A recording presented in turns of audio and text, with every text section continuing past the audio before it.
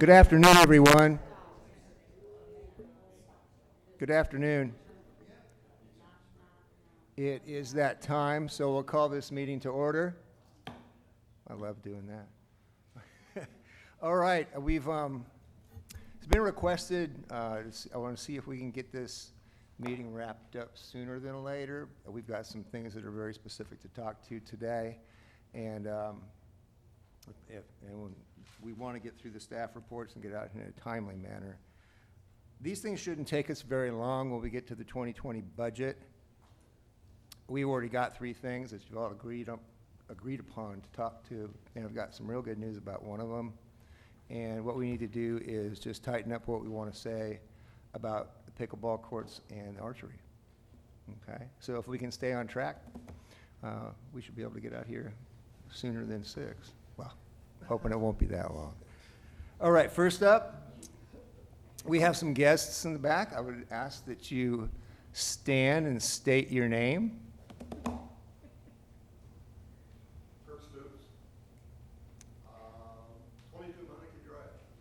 Yeah, we don't have to do that here, but that's... And you're here with the animal shelter, right? Yes. Okay, very good. And I'm Deidre Matney, and I'm also here with the animal shelter. I'm the executive director. Oh, very good. Cool. I'm Robbie Stratton, and I'm here to talk to you about Archery. archery. And I'm James Stratton, here to also talk about archery. Ron Raby, same thing. All right. Cool. Archery and animal shelter, very good. Let's see. Let's quickly on the archery thing. If you all are you all kind of in concert with what you want to say, or do we need? So if we can get one spokesperson maybe to talk for about. We'll talk about different aspects of it, but we've kind of tried to keep it very brief. Okay, then you've got 3 minutes apiece. Okay. Okay, 3 minutes or less, and then we could be able to move on. So who's going to go first? Come on up to the microphone. Oh, okay. The microphone might be taller than me. Oh, it'll tilt down for you. Okay. All right. Can everyone hear me? Yep. Okay. My name is Robbie Stratman, and I help coach our local schools' archery teams. Currently, we had 3 groups last year. We estimate about 5 groups this year. Each group can have 24 people, and I estimate that they will all have 24 people. It is a very popular program right now. Unfortunately, it is at the mercy of its administration and coaches at their schools, so we currently only have 3 schools that have teams. Cooper Elementary, Washington Junior High, and Old High Middle School. Now, to relate that to Bella Vista, Cooper is the only elementary school that has a team. All Cooper kids are Bella Vista kids. So the majority of the 125 kids that'll be shooting this fall are Bella Vista kids, just because they all started in elementary school and they all started at Cooper. So an archery range in Bella Vista for us would mean a place that these guys could practice on days when they're not able to come to the school and practice. Archery is not a sanctioned sport, so our coaches are not paid for their time. So they don't have every day after school like football or basketball or swimming or any of that. We are lucky if we get 1 day in the fall and 2 days in the spring. So a lot of our kids just simply don't have a place that they can go practice. Right now we have some that go to Hook, Line, and Sinker, which is an excellent location, but you can't fit a whole lot of kids down there. So for those of us that would be willing to take kids on the side and help them on our off times and stuff like that, we just don't have a place. So that is pretty much all that I have to say about it. That's a very small niche of archery. It's very little. There's not a lot to it. We all shoot the same bow. There's not a lot of deviation. These 2 guys are going to talk to you about a lot of little details. I don't have that. I just have school teams that need a place to practice, and that's it. Thank you. Cool. All right.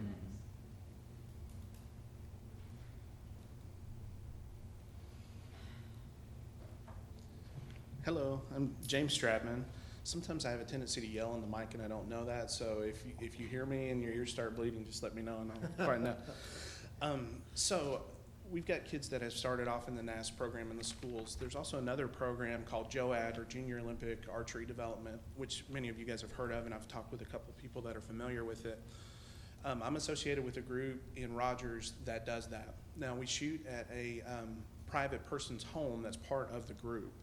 So they have a horse ranch, and they've got some land that's dedicated and kind of carved out off to the side for that, but that's only 1 day per week. There's no outdoor, like dedicated outdoor range where kids can go shoot when they would like at different times right now, so it's really limited.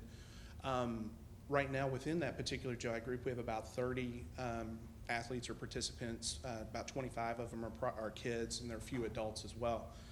So JOAD is for kids, but also it's part of the USA archery program where you can have adults come in and shoot as well. And that's kind of how I got involved a couple years ago. My daughter was shooting.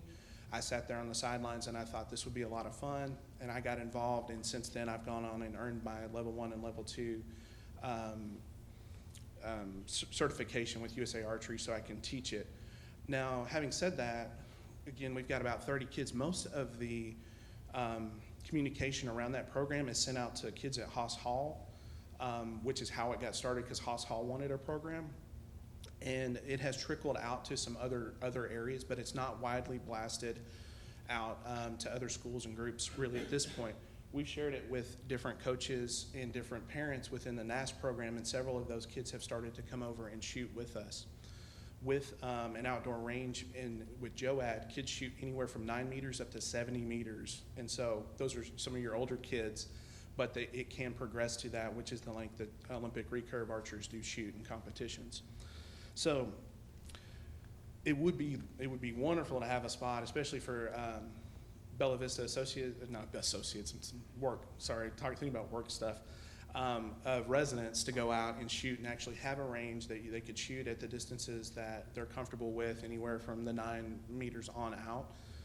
My daughter right now is training for some tournaments where she'll shoot up to 50 meters, and she's 12 years old. So there are some kids that when they progress, they can develop and get to that point.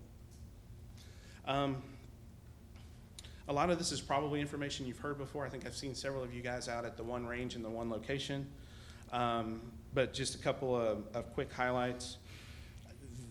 There is a person who's responsible for event development with USA Archery. His name is Brad Fiala. Brad is tied to a level 4 coach that we know in Oklahoma City, and they're very interested in this area for athlete development. They're surprised there's not more archers coming out of Arkansas and doing major competitions. And I know at least in our area, probably part of that is due to the facilities and just not having a dedicated place to go shoot. There are some people that shoot in their backyards. As long as you're at an appropriate distance from other places, it's not a danger. In our case, we're lucky, but it would be wonderful to have a longer location. So I don't have anything else. Okay, thanks. Thank you. Thank you. I'll try to be as brief as I can. You all have seen me, most of you have seen me before, I think. I got involved in archery as a Boy Scout leader. I was a scout master, and the kids just loved it.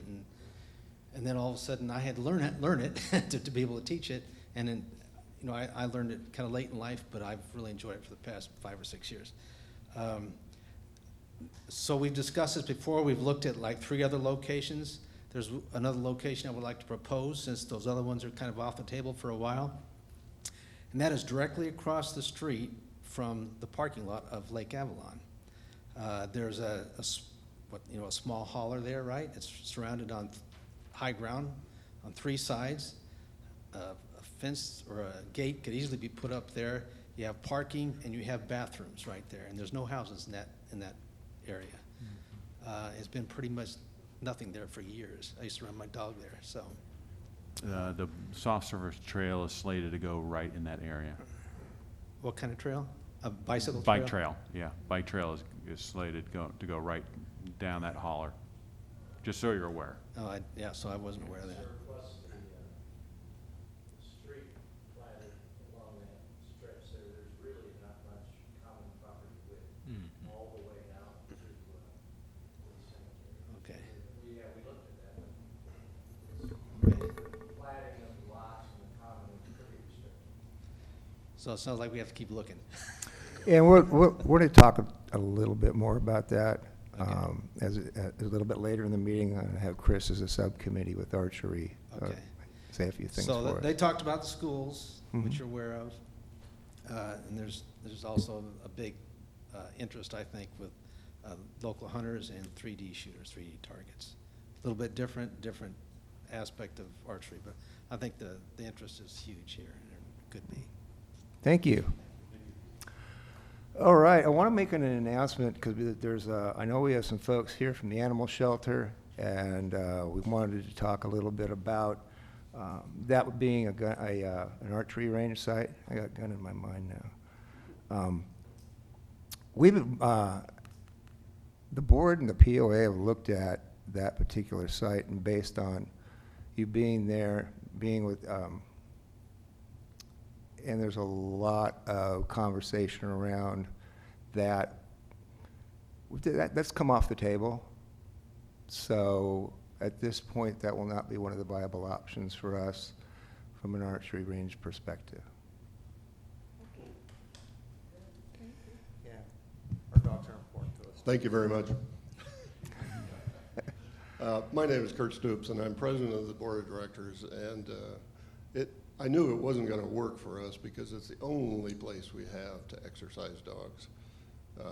We also would like to put a facility in there, but we're going to have to go through the Arkansas Fish and Game to do that because that also is a protected area.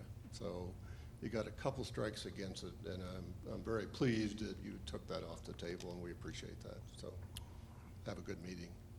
Very good, thank you. Oh, by the way, have you looked at the back of Scottsdale's parking lot? Cart parking?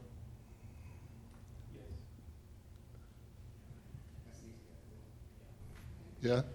We've looked- Possibilities? I don't know. Yeah, we looked at that, but we're also, with the sale of Arkmo, most people are unaware, we have a large barn up at Arkmo, and we store a tremendous amount of equipment. A lot of the equipment that we store up there is one-time-a-year equipment, like golf course, greens, air fryers, and so forth. And with the sale of that, at some point in the future, we're gonna need to relocate, and that was one of the areas that we were looking at relocating to, was the back area, that Yeah. parking area. Parking my cart over there a week ago, I thought, this is never used back there except for staging sand. It's a good idea. Unfortunately, we already have something kind of Okay. earmarked for that All right, location. well, I tried, thank you. You got it. And that whole area there, our property is very constricted. North of that, there's an out parcel, and Cooper owns some, and then our property. Did you guys know that? is north of that, so Oh, you did. our boundary is very constricted. Okay, how about the Highland Stump Dump? I'll quit. Thank I mean, you. you're gonna close it up, it'd be a good place for an archery range. All right, thank you. Thanks. Let's move on to the amenity reports. Deb? Branchwood, I walked the trail 2 days ago, there are some dead trees, I talked with Jessica.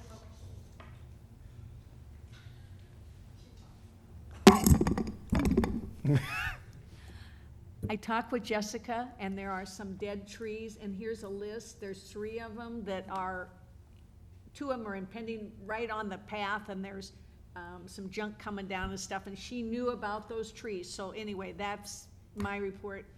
The other ones, actually, the landscaping is fabulous. This is our second summer, and it's done gangbusters and done really well. As for the facility, I talked with Jessica, and she said there's some things pending about maybe the budget for next year, but other than that, I have no other report. Thank you. Ken? Tyree Park, everything looks good there. Do the, Ken, if I do it, you gotta do it. That's fair. Tyree Park, everything looks good, nothing really new there. Okay, very good, thanks. Jackie's not here, she's off on an adventure for work, so she'll be back here next month. Mary's gone on vacation. And Jan? Okay, we had, microphone. Oh, thank you. Hit the middle. Okay, in going down and talking to one of the a dog, he was walking his dog, it wasn't in the dog park. He doesn't go in the dog park itself because nobody's picking up their dog waste these days. I explained to him that the mitts were slow coming and that probably that would resolve itself, but he at least wanted to express that.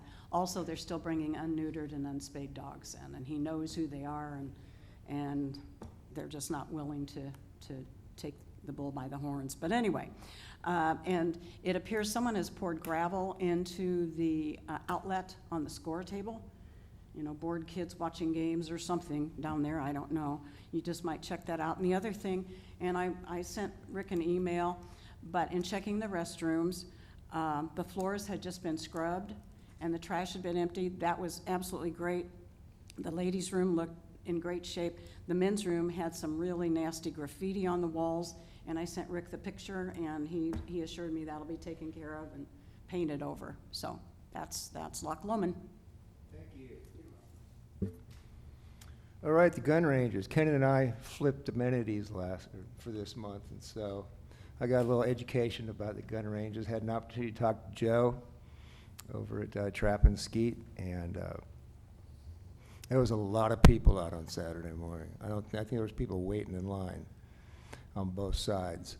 Then I had a chance to speak with Royce over at the pistol and rifle range, and actually I ran into John, and he was just coming in to do a class, an advanced pistol class.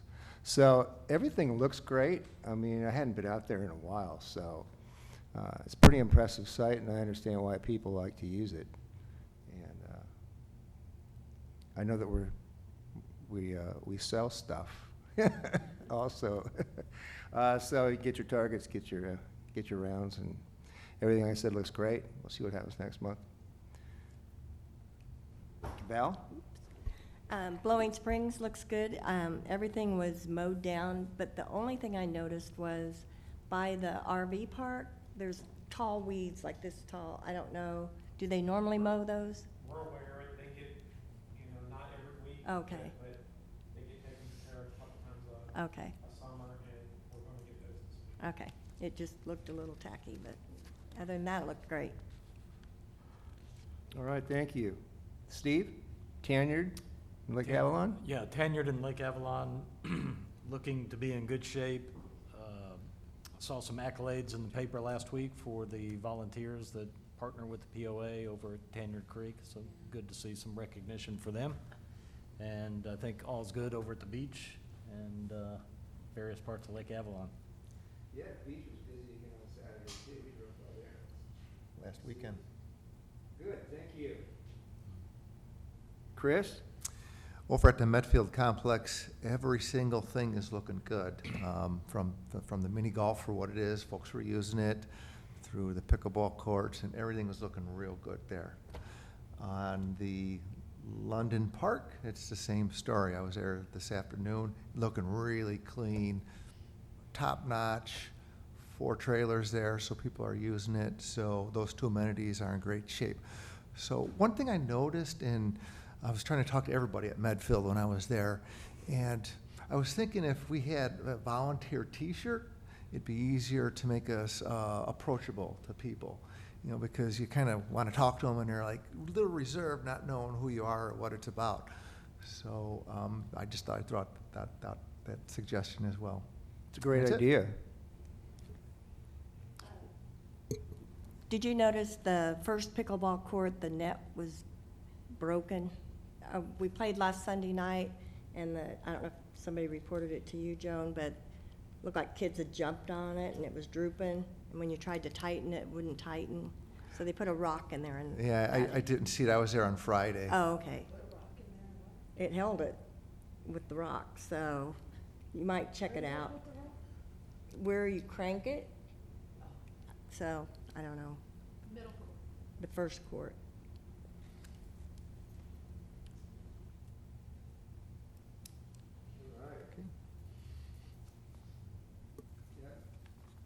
Would you do a review on the meet and greet this happened this last Saturday? Yeah, this was last Saturday, and we had 46 new residents. We had 7 walk-ins. I have business cards here that the POAs printed up. If anybody would like to take 2 or 3 and put them in your wallet, if you run across somebody new, all you have to do is just hand them this card and it'll give them my website as to how to get enrolled. It was a wonderful meeting. Tom did a great job as usual, and Judy was there to help instead of Kim. November 9th is the next meet and greet, and we had 14 states represented this week. This Saturday, Ruth was there also, and 8 of them came from California and 6 from Texas. So it was interesting to see, and all the rest of the other states, but there were 14 states represented, and it really is. I've had 5 emails come back to say thank you for all the information. Anyway, so it went very well, and hopefully November we'll do the same. Thank you. Next subcommittee update, potential archery locations. I know we had one other one on the radar. Has anything else moved forward with that or give us any updates? Well, yeah, just, John and Rick have been looking at different facilities and everything. And thank you for the folks from the archery community coming in today. We recognize that their support for this has been pretty continuous through the last almost 18 months now. And we're recognizing that, and we're doing our search on all these different facilities. And there always seems to be, well, we're doing our due diligence on them, and there always seems to be one little something or another that still has us in this search effort. So John does have a map of the areas we've been looking at, and I think we're going to be looking at one that goes back to one we had way early on, and it's back on the table again. So, John, I think if you're ready, we could look at those. Absolutely. We made 15 copies. We could share. Pass these around the table and I'll get We could share here.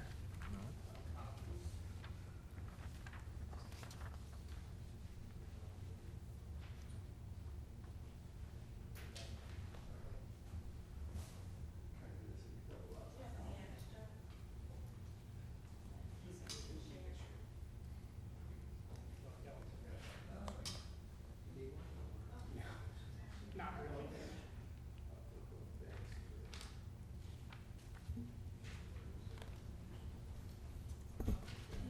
So this map is not, it's not great, but this site is over in between the 2 gun ranges, which is something we kind of explored early on, but the areas that we had been looking at, we just didn't think terrain was very favorable. But we do have this one spot that we've kind of played with the terrain, and we think we can fit at least 100 yards in there, maybe a little less, maybe a little more. And this is a pretty rough drawing, but there's some really great things about this site. Of course, it's in the safe zone outside of the shot fall zone at Trap and Skeet. And I'm sorry, the lower left here is our Trap and Skeet range, and over to the right is the rifle and pistol range, to kind of explain to you where we're at. And of course, you can see over on the left-hand edge, that's the road that kind of leads into Trap and Skeet. So, but like I said, this is a really rough estimation, but we think we can get about 100 yards out of there. We might be pushing it to get to 70 meters like you were talking about, but 100 yards, we're pretty confident we can get close to that. The great thing about this site is we don't really run afoul of any other groups. We don't know of a trail that's going to move through here anytime soon or anything like that. The activity of archery fits very well with the other hunters that are going to be practicing out on the gun range. One of the things early on, whenever we had discussed the site near the archery range, was some of the archers had concerns about some of the loud noises that come from gun ranges. We're far enough away. We think we've kind of created a buffer zone for the noise. Now, the really great things about this is it's outside the city limits. So whenever we discussed the McNally site, the state line site with the animal shelter, those were all within the city limits. So we were kind of beholden to the city and what they were going to require us to do as far as building, what materials we could use. how we could construct a parking lot, what our fencing could be made out of. This is outside the city limits, so we won't have some of those restrictions here. We're actually over in Gravett, actually. It is on Cooper property, so we'll have to do some negotiations there, try to see if they will allow us to use the site. And probably just as good as any of the other reasons, from a staffing perspective and just logistics, it's very good from that perspective. We've got staff out there in that location all the time, so they can observe people from a safety perspective, and there will always, well, not always, but often there will be staff out there close to that location. Sorry. So if you look on the map here, you can see here's Loch Lomond, and here's the bypass, and then I will zoom in, and here is the pistol and the rifle range here, and here's skeet and trap here, so that can give you an idea that they're talking right in this particular area.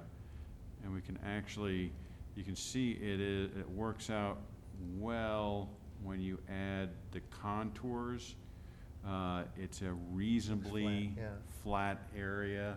When the closer the lines are together, the more slope there is. And you'll see that that's a relatively flat area that they've located. But you'll see that it drops off rapidly, which goes to John's comments that they can't get much additional land or much additional distance simply because it drops off. But that kind of gives you a perspective of where they're looking. One of the other unique things about this site is right down the road is the APAC quarry, where we can get fill dirt if we did need that sort of thing to build berms, and we can do that at a much lower cost because, well, it's so close to us. So if we needed to fill, or we've got storage areas that are kind of close to that area that we could, take dirt out, put dirt in if we needed to. So it makes a lot of sense from a logistics perspective to use this site. And with we now have the hut there for the pistol and rifle range, and then it has a bathroom, so it's conveniently located. Say, John, the site that we kind of attacked originally was from the main building there by the skeet trap area. Was an area of straighties where we would have control of the building.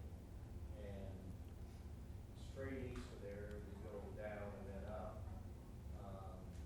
The site, at least we have control of the parking, and we have the building, and it's Cooper property as well, all 80 acres is. And your site takes. Is he talking here? Clearing, Or- and this one would too, just like right there with the dot. Right here? Straight east. That's one we kind of casually looked at about a year and a half ago. And straight east, at least you've got control and parking and bathrooms. It's reasonably flat.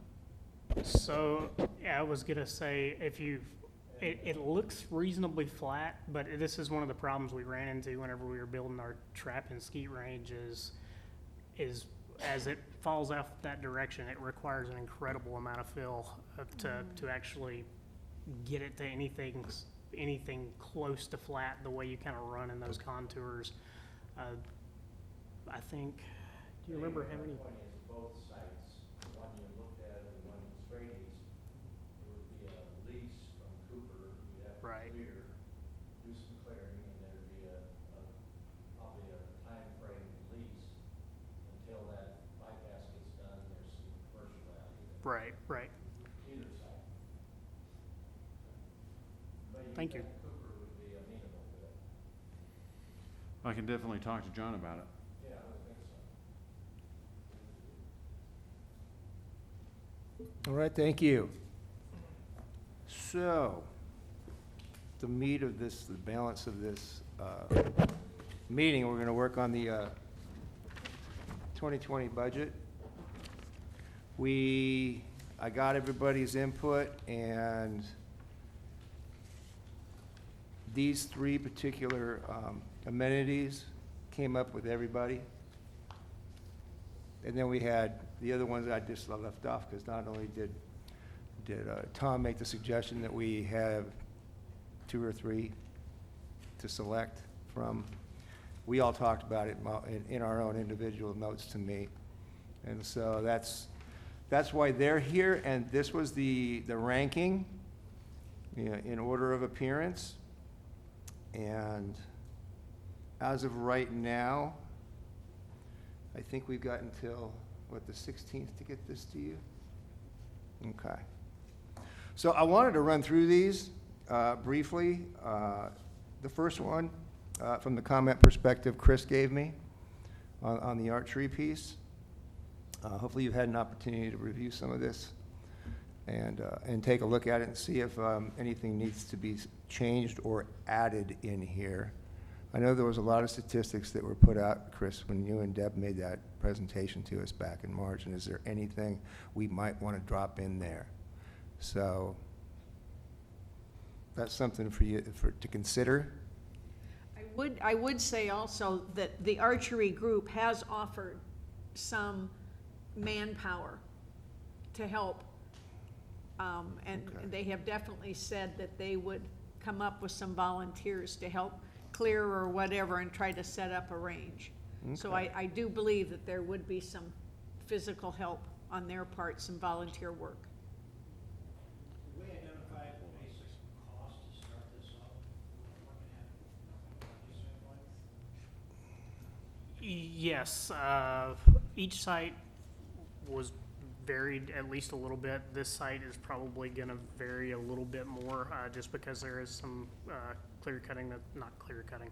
There's gonna be some timber cutting and that sort of thing that's gonna have to be done just to prep the site. But we were riding and towing the line around 18,000 on those other sites. I don't really wanna take a guess on what it'll cost to get this site going, but I would think it would be in the same neighborhood. Okay. And we're talking basic, we're talking scales of pay and that sort of. Really what we were talking about with the other sites when we were talking about cost was kind of outlining a site, making it safe, making sure no one could enter that wasn't supposed to be in there. There was optional monies put in there to acquire some targets and that sort of thing that we could put out for people to use. I mean, they are gonna pay for the range, so if we can afford it, then it'd be great to have some targets. If not, then I'm sure everybody just to have a site would be great with bringing their own also. Gary, we need to discuss the, you have archery first, then pickleball. Yep. The mini golf Mhm. course. Do we need to discuss those priorities? Well, not in the order of appearance, no. And from what we have talked about before, that's where this information had come from on the comment section. As it relates to some of the comments that were sent to me from you and Deb regarding not doing something piecemeal, but focusing on a complete strategy for that. For pickleball. For Yeah. pickleball, yeah. There's we will get to that in the next piece. I want to get through archery first. Okay. Now, does anybody have anything else that they would want to add or talk to as it relates to archery? Going back to that statistics piece, we did kind of figure out what numbers might be. And we heard a starting point here would be there's 125 students already doing archery here. And the number that I was able to extrapolate from data was about 2,600 Bella Vista residents, members is the potential addressable market. But I didn't know where to pop the number into a summary like this, so that's why I didn't put a discrete number in. You said 2,600? Based on statistics from the three things we looked at and rolled around. Okay. Let's, go ahead, Kent.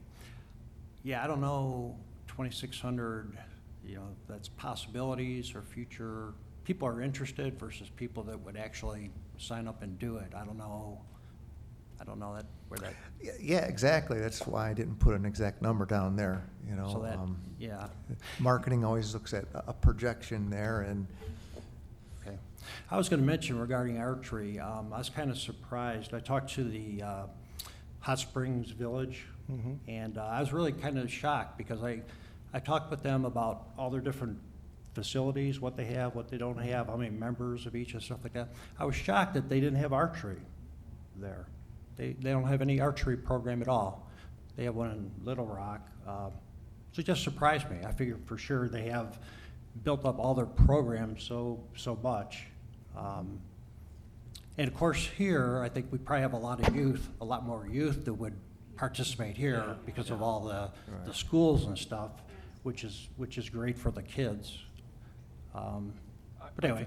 I think that's right. I think that's what you attribute the fact that there's not archery down to Hot Springs. I think there's still a more pure retirement play than what Bella Vista is today. And if I understood the process right, somebody, perhaps Gary, was factoring in a lot of feedback that we gave individually as members of the Recreation Committee to determine this priority order. And I do think, though, when I look at the two that are on top of our list here, that I see archery more of a community play, not just a Bella Vista play. And I see pickleball more as a pure POA membership play. That's just the way I process the two things. I do think if there's 2,600 people that are interested in archery, many of them are not going to be Bella Vista residents. They're going to come from other places. The fact that archery is potentially a revenue generator makes that interesting. So it didn't, I'm not interested necessarily in staking out a strong position on either of these because I think they're both very valuable amenities to the POA. One more so perhaps for its revenue potential, the other for the fact that we know there's a backlog of demand for pickleball courts already here, already among us, that serves the POA membership, I think, more directly than the archery does. And I think taking a look at that, we have 3 things that we've got on our list. They're all important. They're all going to go to the board. They're all going to go to the staff, and just take our information. And they've seen this information now for a couple of years. We just didn't have an opportunity to get anything done with them this year. So if there is any money, and I think that when we get to the staff reports, maybe we'll learn even more. But as it relates to archery, in terms of numbers, if you're not comfortable with it, Chris, or I'll bring up a couple of numbers and try to think of what we might be able to put in, but add that. I'm going to add the volunteers from the archery group. I think that's important because that shows part of the community once again. And the people that we had that we went out to the ARCMO side at the time were property owners. Okay. So Did the hard copy of the slides ever make it up to the committee, or from the committee to the board? We could attach that for detail. Yeah, there was That that got forwarded information to was you. for. Okay, all right. The PowerPoint? Yeah. Yeah. Okay, good. Yeah, okay. Good. I'll try to do a little bit of massaging on that in the next day or so. The additional pickleball courts, I didn't put a lot in here because of the email that I had gotten from the Deb and Ken, and really looking at what we had talked about in the past. If I can find it.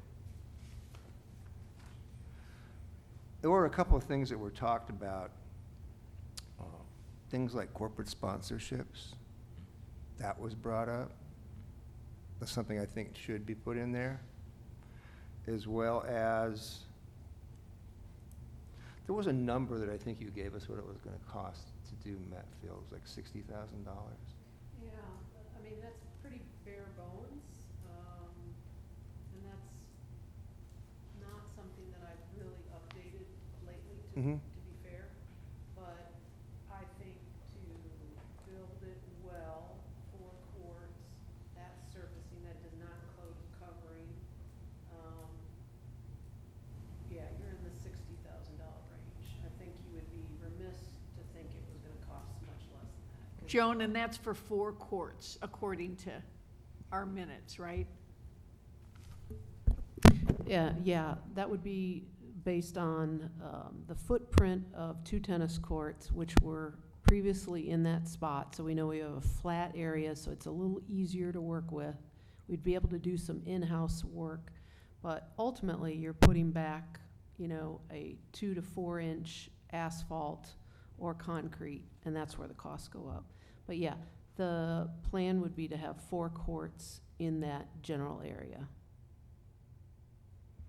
I had a question, another question about Branchwood was brought up, and it had a $20,000 price tag attached to it, and that was for, So Branchwood, and again, all this is at the end of the day pending what the overall budgets come in. But yeah. Branchwood, that surface right now is tennis courts with pickleball courts painted on there. It's a wonderful space, but unfortunately, it's past its life. In a perfect world, I'd do what I did to courts 7 and 8 at tennis. I'm sorry, 5 and 6 at tennis, and rebuild it. We're not gonna have the money for that. But at the very least, it needs major crack refilling and a resurfacing. And that's around 20,000. You're gonna spend a little bit more to add, you know, 4 courts of pickleball, but in that ballpark, I would say in the 20 to 25,000. And we need to do something with that surface anyway. It makes obvious sense to do it well and allow pickleball to be on there regardless. Okay. Joan, I'd also say the cracks are everywhere. I mean, it's not just one court. I mean, they're just kind of all over. It's unfortunately like every tennis court in Bella Vista, we are way past its life. Okay. You know, most of those courts are in the 30-year, some 40-year plus, and unfortunately, take it outside of Arkansas, that's pushing it. Arkansas, with our movement in our ground, we really have seen cracks. So I can't promise for 20 to 25,000 it's gonna be perfect, but we can do some major repairs, just like we did at some of the tennis courts this year, and, you know, we'll get us some years out of it. Okay. Hey, Ken? Gary, I wanted to mention, just to take a step back a little bit, ideally, what we really need, in my opinion, is a pickleball complex similar to what tennis has. I think several people have mentioned that. And obviously, that's huge bucks, which, you know, even if we had an assessment, I don't even know if that would be possible with an assessment. But that's really what we need. When we look at Hot Springs Village, for example, they have 10 tennis courts there. They have 14 pickleball courts. They have 310 members playing pickleball, 235 members playing tennis. They have a beautiful 14-court complex dedicated just to pickleball. So I mean, it'd be great if one day we could have that. Realistically, I don't see that anytime soon. So I think the second fallback would be, like, you know, Joan mentioned, 4 new courts, either at Metfield or wherever, or converting those courts at Branchwood to pickleball only. Yeah, that's good. I wanted to bring that up too, because I wasn't thinking just how deep you were gonna want to go in to get that complex and start it earlier than later. I think it's a good thing for us to focus on starting next year. I also think we should start, instead of waiting till July to get this together in August, just maybe start in April. Start thinking of the things that we might want to do. So we give something to you, and we don't have to rush with it. Gary, one Yes. of the things, and the reason I mention it, and Ken and I really haven't talked, but my concern is to piecemeal, if we added 4 courts, which is, I don't play pickleball, so, you know, either way, but, or do you go to Branchwood, and would the pickleball players be more apt to play if they're all focused in one location? I don't know. I have no idea, but then you start looking at Branchwood, and would people start bitching because they don't want to play out there, they want to have all the courts at Metfield? So I don't know. I have no idea. It's a good point. I will say the feedback that I get is the people that are playing at Branchwood appreciate it, and they want the courts improved. But Ken can speak too. There's no doubt that there's a good monopoly of people playing in the Metfield area, but again, because that's dedicated space for them. So, you know, Dream State, and we know that this is not a Dream State year, but Dream State would be, excuse me, to have east and west courts and even one day Reardon locations. But we're just not there yet. So I don't know if I would use piecemeal as I look at it as we're a pretty broad demographic, and we've got people who live on the east side, and yes, they'll drive to the west side for good competition and vice versa, but like most of us, we'll go where it's convenient if we have a choice.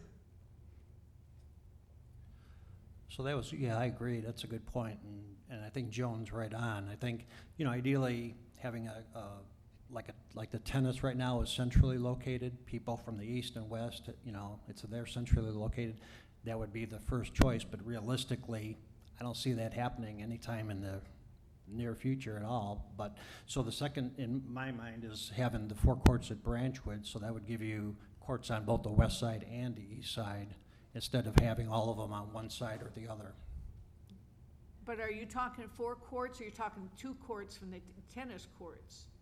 That's, at Branchwood would be 2, I think. So Branchwood, no, you could get 4 courts on there. The only thing that I've shared with Ken and some others is I'm not ready to rule out tennis and pickleball sharing the multipurpose space. Okay. But yes, you could fit. The only reason we went back in with 2 courts when we painted the lines about a year and a half ago now is because we're sharing the nets. But if you were going to do it, you would have portable nets and you would paint 4 courts, and you could potentially have 4 courts playing when tennis players weren't playing. Okay. And so, Okay. but we don't have to make that decision now because the cost differential is not that different, whether we go with just 4 pickleball courts or if we share the space. Sure. The cost differential, it's really the resurfacing It's of a that resurfacing. whole footprint that the cost comes in.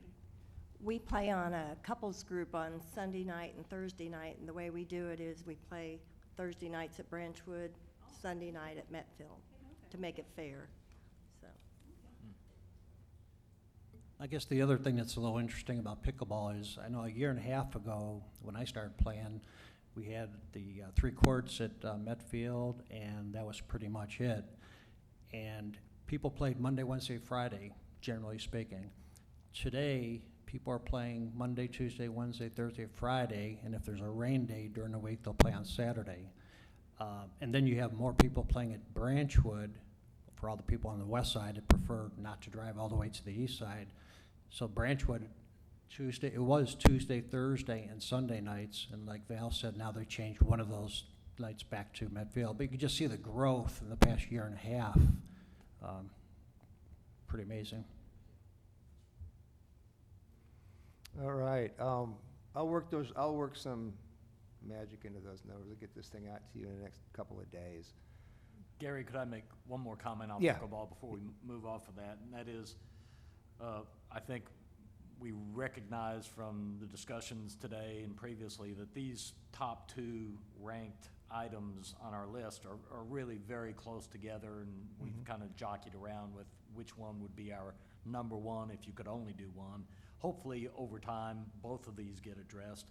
But I would say, if this is going to be our method of passing this information on to the Board of Directors, that I think it's confusing that we've got them ranked archery 1, Metfield 2, and there's this comment in the Metfield, or in the pickleball courts, I'm sorry. In the pickleball courts, there's a comment that says, we want to ensure this is part of the 2020 budget. And I might suggest that we strike that or add it to the first one, so that it doesn't look like we've got a comment in there that seems to suggest one over the other. Yeah, one over the other. Yeah, That's not our intention. this was a copy and paste back in from the last year, because we Yeah. hadn't had a chance to I really thought so. discuss it. Yeah. Yeah, that's gonna change, or I'll just take it out. Yeah, but you're right, these 2 are the most important things to the committee, and based on our feedback that we get from our members, that it's something that we focus on. And Tom can jump in here too, but,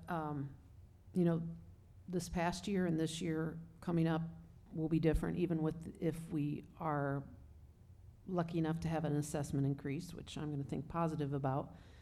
But, you know, it's just been tighter budgets. But I do wanna appreciate all of you for your thought and consideration you put in this. In my opinion, you've done the work. You're good. We know, Rick and John, myself, we know that these are the priorities. So I don't know if I would beat myself up over one or two. And Tom, jump in here if you really want to. This is not gonna go to the board before we do the budgets, we being staff. The board the board will review what we have proposed as staff. And then, you know, we actually go in front of them, all of us directors and key department heads, and they will ask questions, and they'll say, well, we see you put in blah, blah, blah. And that's when we'll have a chance to defend, and certainly those of us will use this in our pocket, right? But I just don't want you to feel like you haven't done your due diligence already, because I get that you're so close, and all your comments are very valued, but at this point, it's now up to staff to look at all the other things that aren't on this list. And I'm, again, as I've told many of you several times, nothing's really changed for me. Are there gonna be some other things that you don't have here that I put into my budget? Yes. Will they necessarily make the cut? Possibly not. But I think you guys have done a great job. Thank you.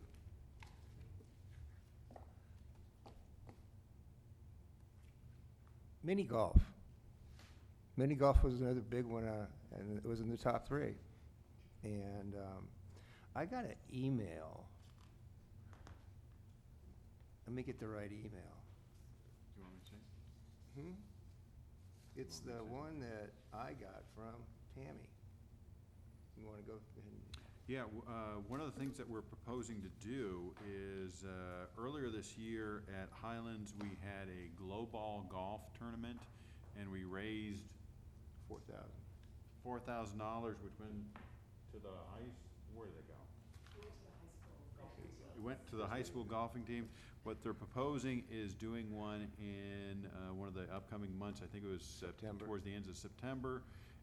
Another glow ball golf tournament, and donating all that money to the Metfield mini golf course. It would get part of the way. Joan's concern was that's great, but it's not going to get us far enough. But maybe it would be enough that we could offset and then make it where POA chips in, the charity effort chips in, and between the two, we can get enough money.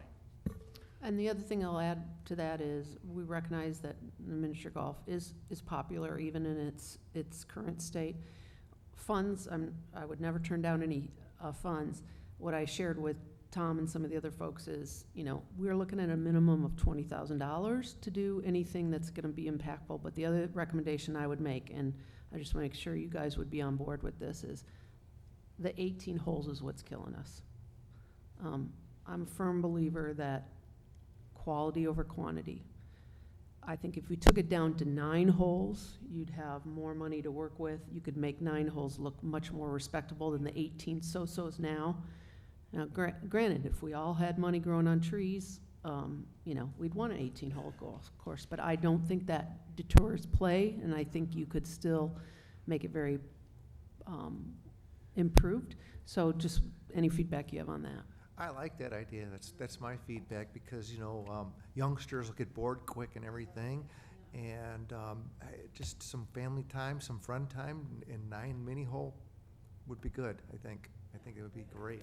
I think it's a good point also, and I think anything less than 18 is in play, right? It doesn't have to go from 18 to 9. It could go from 18 to 12 and still save the money, still have a full hour and 15 minutes for a family to get together and play that round.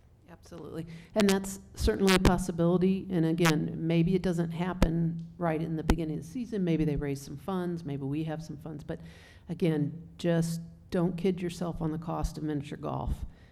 Turf alone, I spent $6,000 2 summers ago on patchwork turf. Turf alone is extremely expensive. One good amusement entity is $5,000. And then we've already talked about improving that PVC in the border. So again, I think we can do something, and I think it's a really positive step, but everything sounds like it's really doable and cheap, and nothing's cheap anymore. But I think it's doable. Thank you. There's something I think that we could do, and just like most golf tournaments that happen here, there's a lot of volunteers that go out and see if they can get more players or make donations, and we all know a lot of people. I'm working with the Alzheimer's Association right now with Susan and Judy to raise funds. And there's no reason why we can't do something like that as well, and just put a part of a talk track. What we would just need from Daryl is what he wants us to say, or the information that we need. So, what do you guys think about that? Would you be willing to do some of that? Yes. We're talking about being able to help fund an amenity that we're going to be getting something from already. Let's see if we can move it up a little bit. All right.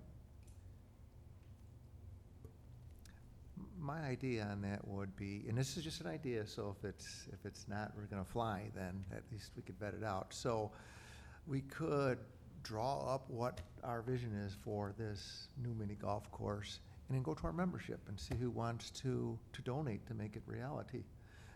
We just use our electronic communications and everything, and we position it like that. We might get good interest.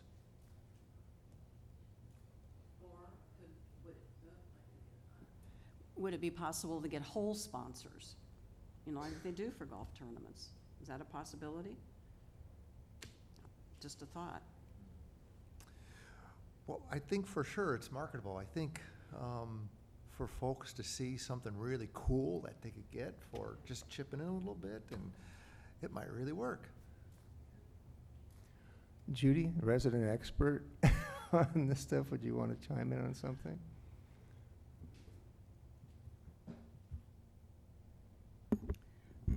I think it's a great idea, and I think that you have, a car dealership that gives $1,500 to have his name on a hole for one morning. If you went to a car dealership or whatever sponsor it was, and they had their name on a putt-putt course that's going to sit there for a long period of time, we're a lot more exposure than that one-day golf tournament. It certainly is worth exploring, in my opinion. And coming from California, and this being my first year really doing some major fundraising for a nonprofit, it's amazing to me how generous people are when it comes to giving and corporations and whatnot. So absolutely, I think that would be something you could explore. All right, thank you. So with that additional information, I will update number 3 on our list.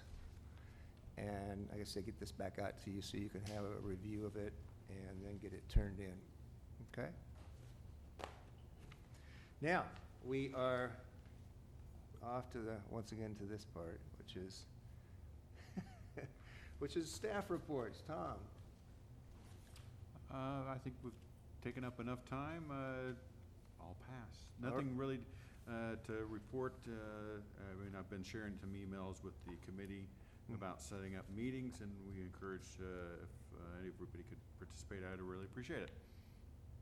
All right, thank you. Tom, I have one question. You had mentioned about a assessment, hopefully increase, starting to educate people and stuff.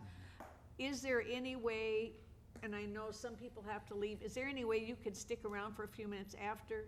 Yeah, Only absolutely. because I have a lot of questions, and I want to make sure we know the answers if we're gonna start talking about an increase? How are we gonna become educated? So what we're working on right now is, the board is planning to make an announcement this Thursday. Okay. We are finalizing the marketing material as we speak. We went through a couple drafts today alone. So we'll have some material. I think we've put together a real good plan, and something that we're very proud of. And so I can give you some information after this meeting, but really the bulk of it is going to come out this Thursday. We're planning on having a page on our website where you'll be able to download some marketing material, and we're going to have a Q&A section and so forth. But what we're asking each of the committee members to do is see if you can pull together your friends and your neighbors and your church friends and your club friends and so forth, and see if you can pull together a meeting. Our goal is to have 50 meetings in the next month and a half, and Tammy already has 25 scheduled. But we need to get the word out. And so, you know, the challenge is we're asking you to set up a meeting without having full knowledge of the contents of the meeting. So we're getting a little bit of the cart before the horse, but we're going to get that information out this Thursday. But I can give you a little bit after this meeting. Okay, that'd be great, thank you. Thanks. Rick? All right, I'll be quick as well. Department 48 Lakes and Parks, we had 8,846 ranger contacts for the month of July. That's almost twice as much as July 18th of 2018, and nearly twice as much as June of 2019. 104 boat hours, 226 boat contacts. We did have a Celebrating Success award given to Bob Walker and Lee Cronky for their work on developing a alcohol policy for boaters on the lakes, and so they were very proud of them for that. We've been removing many trees from the lakes. That's the big issue this summer.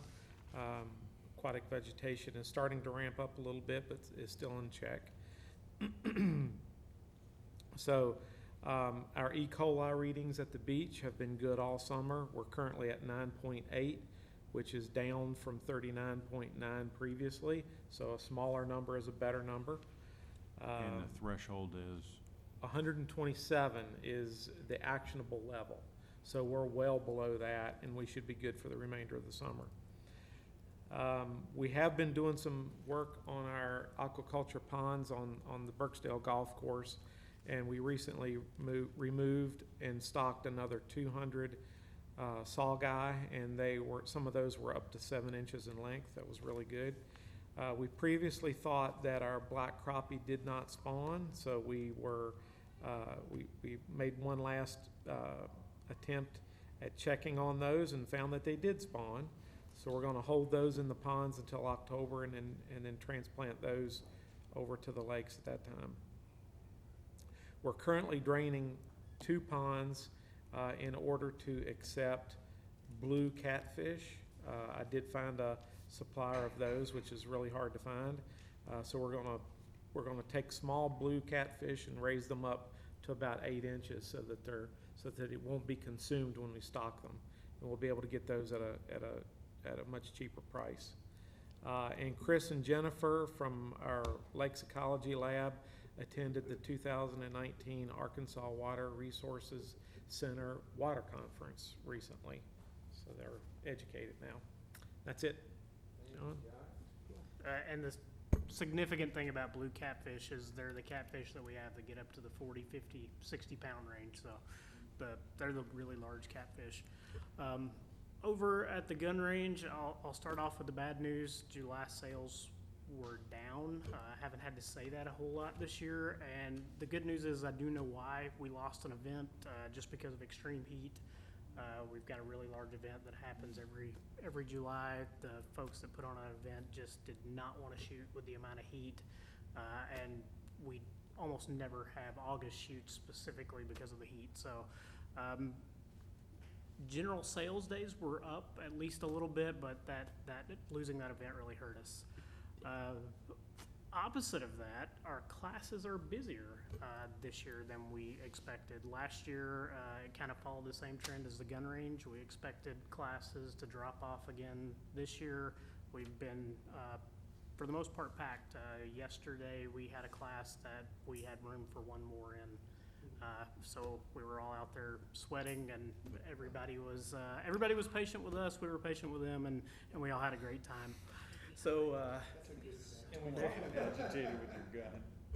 we thought we would have saturated the market by now with the classes. We've been doing these for over a year now, and they just keep coming. So we're happy with that.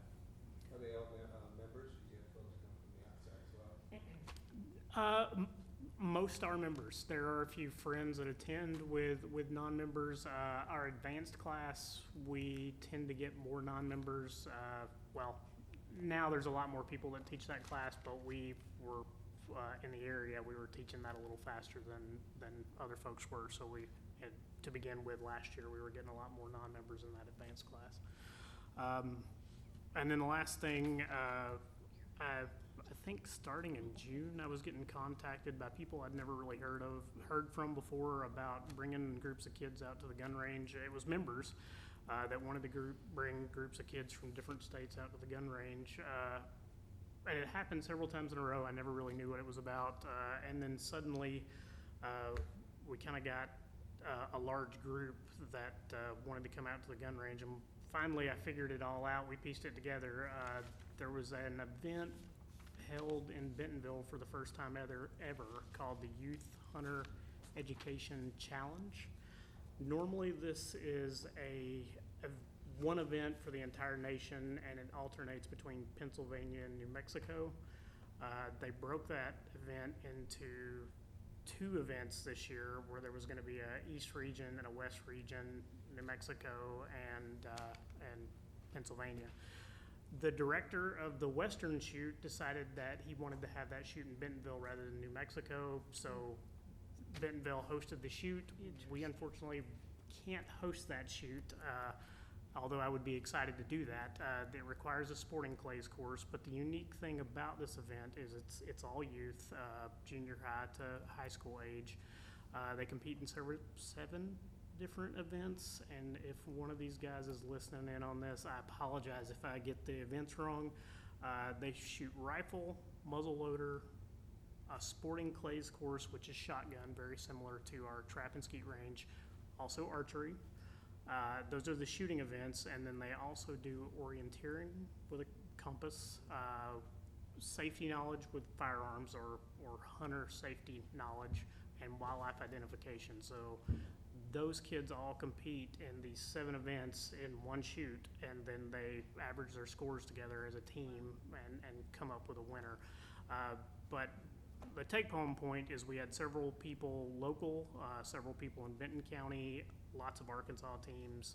We had kids as far as away. I think our farthest away was New Mexico, Louisiana, we had Texas, and there was probably countless others that I just didn't get to meet with. They were a great group, extremely appreciative of our ability to be able to host them on such short notice. They complimented all of our facilities, and our staff just went on and on about how polite this group of young men and women were. So we were happy to host them. So to explain a little bit further, we didn't host the event, but they got here up to a week ahead of time, and they wanted to practice. So we provided the space for them to practice. Sorry, What month was this? Last month, July. Yeah, and it was really short notice. I had been hearing up to a month earlier from members that had contacts with these people out of state, and they were gonna, sponsor the kids to be able to use our range. And then just about a week beforehand, a large group was really looking for a place to practice. So we let them practice using our facility. The great thing about this was it was on a Monday and a Tuesday, so we had almost no member impact at all. That's our low use days. So we had almost no member impact. The members that we did impact, I spoke to them personally. They all seemed very happy to have the youth, using the range. They enjoyed the fellowship. They were out there talking to the different people from different states, that sort of thing. So it created a kind of a friendly environment out of the range, something we're not entirely used to the way it kind of went. But they used our rifle range, and we also opened the trap and skeet range, and were able to generate some revenue on a day that we normally would never generate revenue on. So worked out great for us. Thank you. Joan, we know you've been on vacation, so. Been back almost a week. And vacation was nothing but benchmarking in Colorado. It was hard work, Gary. Just kidding. So I really want to see, is there anything that you guys especially want to know? In the interest of time, I can go on, but is there anything particular you want to know? I can give you the quick rundown. There's one thing in particular that's sort of a heads up that I'd like to give you about the trails, but be thinking about anything you want to hear about. So Tanyard Creek, as you may know, the existing great trails that are out there, and Rick and the volunteers support that very well. Service road. So, if you know where the bridge is, where you would go up to go to the waterfall or cross the other way. But if you happen to hike up that way, you'll see a gate and a really nice cedar post with cable. And the theory is we'll have signs, and none of that is done yet. We're very early, but we'll have signs that'll say bikers stay this way, hikers this way. But the gate will allow a hiker to walk into the biking section if they want to look at the bluffs, or maybe they want to get access to those trails because that'll take them further. We've got another area where the trails come close that we're going to build a similar, if you will, divider. But it looks really good, and we've got time to tweak it. None of the signs have been done, but I'm really pleased with how that turned out. So just FYI, and if you have any feedback, if you happen to go and walk it, let me know. So I'll pause there. Is there anything in particular you kind of want to know about? Because I'm going to get you out of here, Gary, I promise. Then just real quick on some of the things that are changing, now that school's back. We officially closed Metfield yesterday, end of the day, so that pool is closed for the season. We do that for a couple of reasons. That pool is not as busy as Kingsdale, and we have to divide and conquer with staff. So now Kingsdale is open, limited hours, 11 to 7. We'll stay open until September 15th. Today we were slammed, so either people were super hot or they were trying to eke in their last day of swimming before school officially starts for many people tomorrow. And then the beach is closed weekdays, and we'll stay open weekends through Labor Day, and we do have some private parties. The team has done really well. Jessica was going to be here, but she's actually trying to get ready for her team kind of celebration. Tom once promised, he probably forgot, but he's buying pizza tonight for the lifeguards. But they've worked really hard. We've had some significant saves, and they raised money across the 3 locations for a not-for-profit that educates people about water safety, and it benefits some not-for-profit foundations that were started by family members that unfortunately lost kids to drowning victims. So Jessica, again, has led that really well. We had a really good year and really good kids. Unfortunately, some of the best ones are heading off to college, and a couple of them, their parents won't let them, work once the school year starts. So that's kind of sad for us, but we're really proud of them, and we'll bring many of them back next year. And then lastly, I can talk about all the locations, but I think it's important to mention the ones that are really thriving and doing well. Trey, who manages the marina for me, has really done a bang-up job. We have turned the corner on some of the naysayers. He is really customer service oriented. He's reached out to help a lot of people, and the staff that works for us, we're very limited. Bernie and I are out there, and I've been affectionately called Cricket Girl because one repeat customer always seems to show up when I'm there working, and I've sold my share of crickets. I like to say that Rick has taught me a few things about minnows and crickets, but, you know, I'm a quick learner. It's all right. But the team is really happy because they know the members are appreciating our friendly service. And in the beginning, they were like, you know, why are you taking us away from Hook, Line, and Sinker? And those are great. Where's Rick? Not our Rick. There was a Rick from Hook, Line, and Sinker. Where's Rick? You know. But now people are really thrilled, and we get compliments on our boats, on how well we keep boats. And somebody said to us the other day, boy, these boats look a lot better than they did before. So Trey came up with another great idea, which was each of his staff members owns a boat, and they're responsible to take care of their boat. So again, I have a great team. We're super short-staffed, and we've been working really hard. And I think it was Judy said, "Oh, well, aren't you happy the summer's almost over?" And I laugh because for us, summer's not over until about October. But it's changing, and I appreciate all of you for being willing to listen.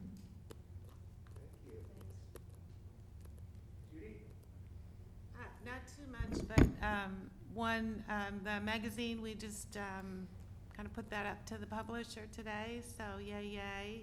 September looks great. We sold out on ads, so that's always encouraging for us. Flea in the Park, we did a little bit of different marketing for that, and we've gotten a really good response, so that's happy for Joan and happy for us as well. So other than that, we're busy, but busy is good. All right, thank you. I'll go ahead and sit in for the, I'll do the board meeting. Chris is going to come too. He wants to see what happens. Should be a lively meeting. Other than that, Gary, I would like to apologize to Rick and John, because I know you went out to the,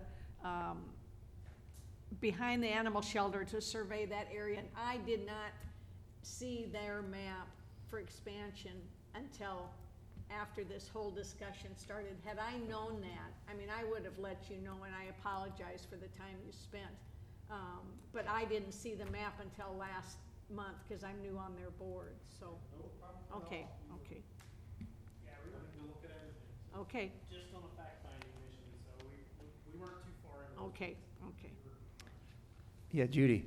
Yeah, one other thing, not marketing related, but just to keep you posted, I had another 3 inquiries this month for the community garden. So again, that's something consistently that I get folks asking about for your thought process for next year. Write that down. I better write that down, yeah. All right, anything else? Our next meeting is September 9th. Do I hear anybody want to move a motion to adjourn? Second? Second? Thank you. Meeting's adjourned. Thanks very much, everyone.